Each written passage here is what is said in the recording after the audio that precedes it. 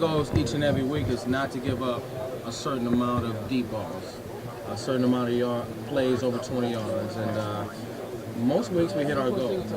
So if we continue to do that, we hit our goal for this week. I believe we'll do okay against the deep ball. Torrey Smith is arguably one of the fastest guys in the National Football League, and Joe Flacco has arguably one of the strongest arms in the National Football League. So when you mix those two in bad coverage, it can be a long day. So we don't want that to happen. So we have to know where those two guys are, know when they like to take the shots, and be back there and ready. We haven't seen them yet. We have a lot of work to do. We have 3 or 4 more practices scheduled. We looked at them, when we were in Santa Clara. We looked at them a lot. But when the team is ready to go, when we're not making mental mistakes on the football field, when guys really know what they're doing, there's no hesitation. We haven't really seen that yet, so we still have work to do, and we'll take care of that this week. Are you close, though? I believe we are close. I believe we're close. We have to tweak some things. But it's not only being, mentally ready and knowing what to do. We're going to have to be ready on game day.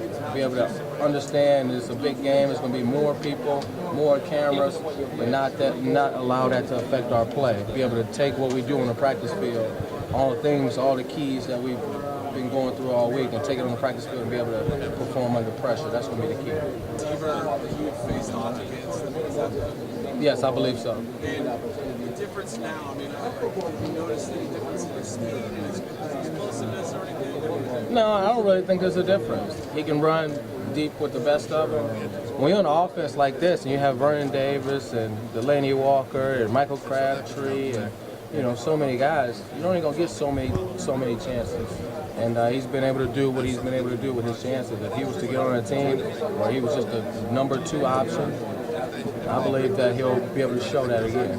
But, with so many weapons, he's only been limited. But he can still run, he can still catch with the best of them, and he's been on that practice field each and every day, so he's doing what he's supposed to do.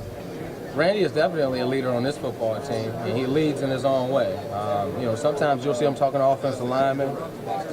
Sometimes you'll see him come to us as defensive backs on the sideline, defensive line. Just certain things that he's seen over his career that he's not afraid to, voice his opinion. In the locker room, he's the same guy. He's a funny guy. He's actually one of the funniest guys on this football team.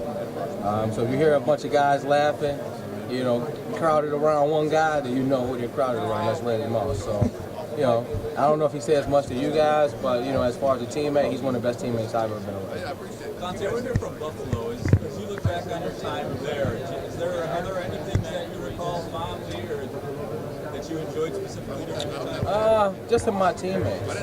Just hanging out with my teammates, going to work with them each and every day. Being around guys 4 or 5 years, developing relationships with them. It's tough. So that's what I miss. I miss my teammates more than anything.